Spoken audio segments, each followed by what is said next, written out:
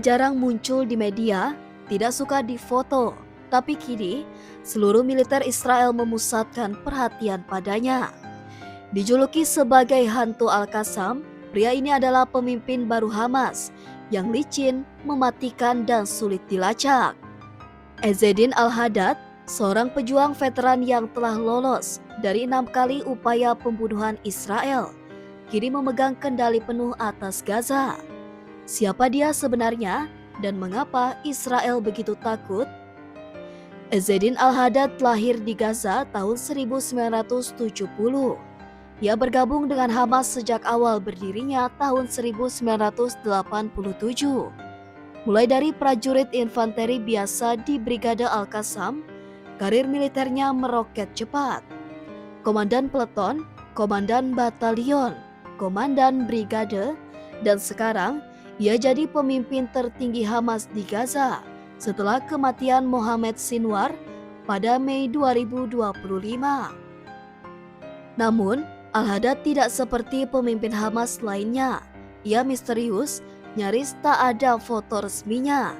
Ia tak suka sorotan kamera, tapi pengaruhnya besar, sangat besar. Media barat menyebutnya Ghost of Al-Qassam atau Hantu Al-Qassam. Kenapa? Karena ia bisa menghilang dari radar intelijen Israel. Setidaknya 6 kali percobaan pembunuhan telah diarahkan kepadanya sejak 2008. Tapi Al-Haddad selalu berhasil lolos. Dengan hadiah 750.000 USD di kepalanya, Israel menempatkannya sebagai salah satu target utama dalam perang di Gaza. Namanya melejit setelah serangan 7 Oktober 2023 yang oleh Hamas disebut sebagai Operasi Banjir Al-Aqsa. Al-Haddad adalah salah satu otak utama dari serangan ini. Sehari sebelum operasi, ia menggelar pertemuan rahasia dengan para komandan batalion.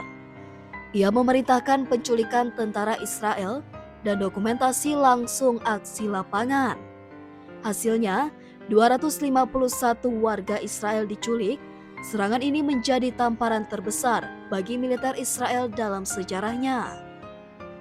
Tapi peran Al-Haddad tak hanya di garis depan, ia juga menjadi tokoh penting dalam unit intelijen internal Hamas, Al-Majid, yang bertugas memburu pengkhianat dan informan Israel.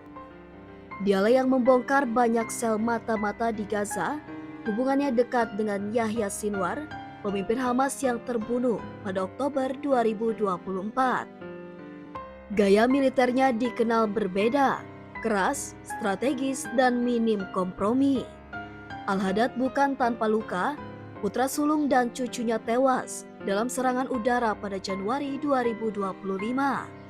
Putra keduanya menyusul pada April 2025.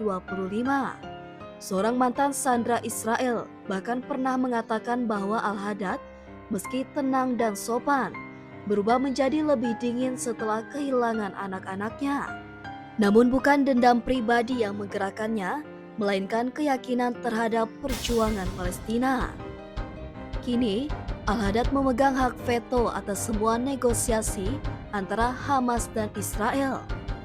Ia menuntut penarikan penuh pasukan Israel dari Gaza. Ia bersikeras perang harus dihentikan sebelum sandera Israel dibebaskan.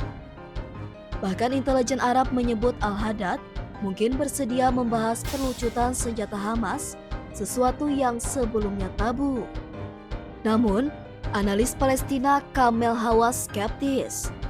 Jangan salah, semua pemimpin Hamas berjuang untuk hal yang sama, menghentikan agresi, membebaskan rakyat, dan membangun kembali Gaza. Hantu Al-Qassam kini berada di pusat perhatian dunia. Dia bukan hanya simbol perlawanan, tapi juga cermin bagaimana konflik di Gaza terus berkembang. Dari perang terbuka ke medan intelijen, negosiasi, dan trauma pribadi.